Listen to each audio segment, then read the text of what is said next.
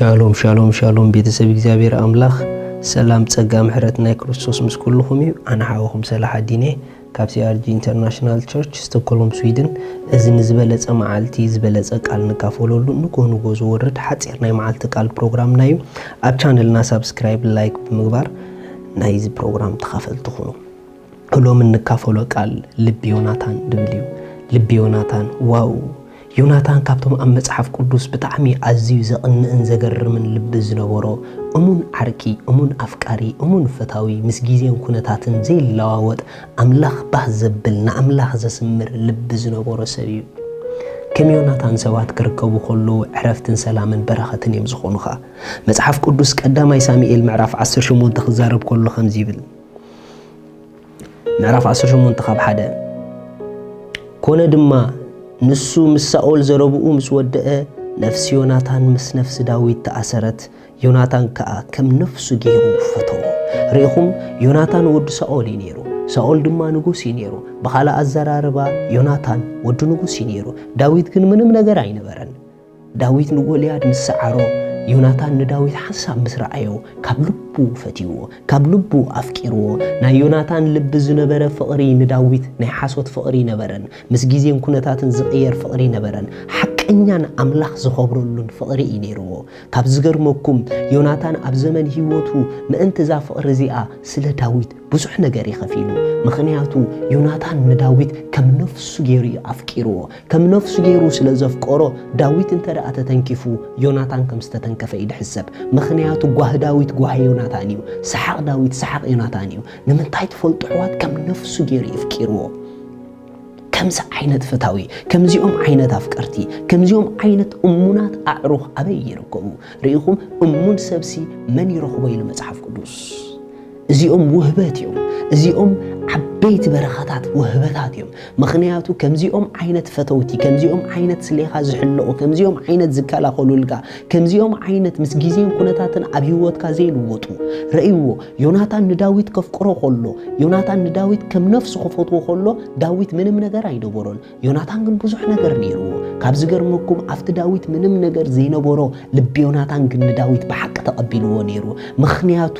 ዮናታን ፍቕሩ ናይንካን ሃባን ዘይኮነስ ኖ ካብ ውሽጢ ካብ ልቢ ዝነቐለ ፍቕሪ እዩ ነይሩ ዳዊት ምንም ኣብ ዘይነበሮ እዩ በቲ ኩሉ ዝነበሮ ወዲ ንጉስ ነበረ ዮናታን ኣዝዩ ዝተፈቐረ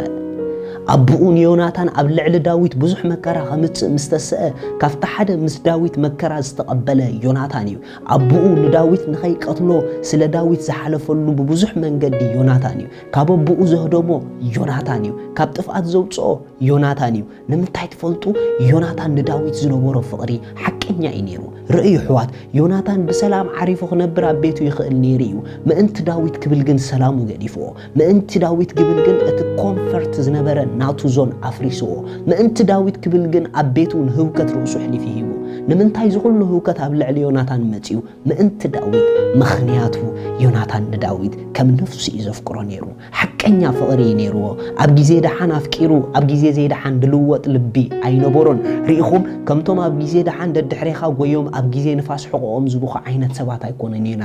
ዮናታን ኣብ ጊዜ ደሓንን ኣብ ጊዜ ዘይደሓንን ኣይልወጥን እዩ ዮናታን ኣብ ጊዜ ጽቡቕን ኣብ ጊዜ ዘይጽቡቕን ዮናታን እዩ ብኻልእ ኣዘራርባ ትኽክለኛ ናይ ህይወት ካራክተር ዝነበሮ ሰብ እዩ ካብቲ ሓደ ትኽክለኛ ካራክተር ዘለዎም ሰብ ልክዕ ከም ሓወልቲ ኣብ ጊዜ ሃሩርን ኣብ ጊዜ ፀሓይ ኣብ ጊዜ ቁሪ ኣይቅየሩን እዮም መጽሓፍ ክዛረብ ከሎ ቀዳማይ ሳሙኤል ከምዚ ይብል ምዕራፍ 19 ካብ ጥቕሲ 1 ሳኦል ድማ ንወዲ ዮናታንን ንኹሎም ገላውኡን ንዳዊት ክቐትልዎ ተዛረቦም ዮናታን ወዲ ሳኦል ግና ኣብ ዳዊት ብዙሕ ፍቕሪ ነበሮ ዮናታን ግና ንዳዊት ኣቦይ ሳኦል ክቐትለካ ይደልሎ ሕጂ ድማ በጃኻ ጽባሕ ተጠንቀቕ ናብ ሱቱር ቦታ ኣግሊስካ እውን ተሓባ ኣነ ከዓ ኣብታ ንስኻ ዘለኻያ ግራት ኣብ ጥቓ ኣቦይ ደው ኢለ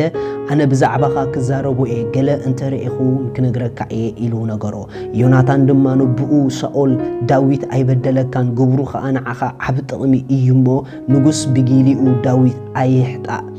ነፍሱ ኣብ ኢዱ ገይሩ ድማ ነቲ ፍልስጤማዊ ቀተሎ እግዚአብሔር ከዓ ንብዘሎ እስራኤል ዓብ ምድሓን ገበረ ንስኻውን ነዝሪኢኻ ተሓጎስካ ስለምንታይ ከ ንዳዊት ብዘይ ምኽንያት ብምቕታልካ ኣብ ንጹህ ደም እተሓጠ ኢሉ ብዛዕባ ዳዊት ጽቡቕ ተዛረቦ ሳኦል ከዓ ዘረባ ዮናታን ሰሚዑ ሳኦል ድማ ህያው እግዚአብሔር እዩ ኣይመውትን ኢሉ መሓለ ሽዑ ዮናታን ንዳዊት ፀውዖ ዮናታን ከዓ እዚ ነገር እዚ ሁሉ ነገሮ ዮናታን ድማ ንዳዊት ናብ ሳኦል ኣእተወሞ ከም ቀደሙ ኣብ ቅድሚ ብኡ ነበረ ሪኢኹም ኣሕዋት ኣቡኡ ዳዊት ኣቡኡ ሳኦል ንዮናታን ኣቡኡ ንዳዊት ቆትሎ ምስ ወሰነ እዚ ምኽሪ እዚ ድማ ነቶም ናቱ ገላውን ንዮናታንን ምስ ሰማኸሮ ዮናታን ተቃላጢፉ ንዳዊት ይምሊጥዎ ኣቦይ ከምዚ ሓስበልካ ሞ ተኣለ ኢልዎ ሪኢኹም ልዕሊ ብኡ ኣሕሊፉ ምስ ዳዊት ደው ክብል ዝገበሮ ሓቀኛ ፍቃሪ እዩ ነይሩ ንሓቂ ደው ዝብል ናይ ልቢ ፍቃሪ እዩ ነይሩ ኣብ ክንዲ ዳዊት ድማ ምስ ኣቡኡ ፊት ንፊት ዝመጎተ ዮናታን እዩ ነይሩ ዮናታን እኮ ስቕ ኢሉ ብሰላም ክሓልፋ ምኽኣለታ ጉዳይ ነገር ግን ዮናታን ንዳዊት ናይ ብሓቂ ዘፍቅሮ ምኽንያቱ ከምዚኦም ዓይነት ሓቀኛ ኣፍቀርቲ ስሌኻ ኣብ ክንዳኻ ዝጎዩ ኣብ ክንዳኻ ዝህረሙ ኣብ ክንዳኻ ኣብ መከራኻ ከም መከረኦም ዝኣትዉ ናይ ልቢ ኣፍቀርቲ ከም ናይ ዮናታን ልቢ ዘለዎም እሙናት ኣዕሩኽ እሙናት ፈተውቲ ኣምላኽ ይሃብኩም ኣምላኽ ብከምዚ በረኸት ይባርኽኩም ኢየሱስ ንዘለዓለም ጎይታ እዩ መጽሓፍ ቅዱስ ከምዚ ይብል ኣብ ቀዳማይ ሳሙኤል ምዕራፍ 20 ቀዳማይ ሳሙኤል ምዕራፍ 20 ካብ 19 ሰለስተ መዓልቲ ምስ ገበርካ ግና ቀልጢፍካ ውረድ እሞ ናብቲ እቲ ክፉእ ክገብር እተሓሰበላ መዓልቲ ተሓቢእካላ ዝነበርካ ቦታ ምጻእ ኣብ ጥቓ እምኒ ኣዜል ተቐመጥ ኣነ ከዓ በቲ ጎቦ ንዕላማ ከም ዝውርወር ሰለስተ ፍላጻ ክውርውር እየ እንሆ ድማ ነቲ ወዲ ኪድ ነታ ፍላጻ ድለዮ ኢለ ክሰዶ እየ ነቲ ወዲ እንሆ እቲ ፍላጻ ክነጀውካ እዩ ዘሎ ውሰዶ እንተበልክዎ ሽዑ ንዓኻ ደሓኒ እሞ ንዓ ገለ ነገር የልቦን ህያው እግዚአብሔር እዩ ነቲ መንእሰይ እንሆ እቲ ፍላጻ ክነየውካ እዩ ዘሎ እቲ እንተበልክዎ ግና ሽዑ እግዚአብሔር ሰዲድካ እሞ ኪድ ብዛዕባ እቲ ኣነን ንስኻን እተዛረብናዮ ነገር ከዓ እንሆ እግዚአብሔር ንዘለዓለም ኣብ መንጎይን ኣብ መንጎኻን እዩ ሪኢኹም ዳዊትን ዮናታንን ተመሓሒሎም ዮናታን ንዳዊት ይልዎ እንተዳ ኣቦይ ኣብ ልዕሊኻ ሕማቕ ሓሳብ ሓሲቡሎ ኮይኑ በዚ ምልክት እዚ ከም ተሃድም ክገብረካ እየ እንተዳ ደሓን ኮይኑ ግን ናብ ቤት ኣቦይ ከእትወካ እየ ደሓን ተዘይኮይኑ ግን ኣምላኽ ምሳኻ እዩ ከም ተሃድም ክገብረካ እየ ኣሕሊፈ ነቦይስ ኣይሂበካን እየ ዝብሎ ዘሎ ዮናታን ድማ ስለ ዳዊት ክብል ምስ ኣቦኡ ኣብ ከቢድ ውግእ ኣትዩ ኣብ ከቢድ ባእሲ ኣትዩ ንምንታይ ተዳኢልኩምኒ ዮናታን ልቡ ንዳዊት ናይ ብሓቂ ደፍቅሮ ነይሩ ስለዚ ኣብ መጨረሻ ዮናታን ምስ ሞተ ዳዊት ንዮናታን ከምዚ ኢሉ በኺሉ ካልኣይ ሳሙኤል ምዕራፍ 1 ካብ ጥቕሲ 26 ወዮናታን ሓወይ ብዙሕ ፈትወካ ነይረ እሞ በኣኻ ጭነቕ ኣለኹ እቲ ንዓይ ምፍቃርካ ዘገርም ነበረ ካብ ፍቕሪ ኣንስቲ ይሓልፍ ነበረ እዞም ጀጋኑ ከመኢሎም ወደቑ ኣፅዋር ውግእ ከመኢሎም ጠፍኡ ሪኢኹም ዮናታን ምስ ሞተ ዳዊት ከምዚ ኢሉ በኺሉ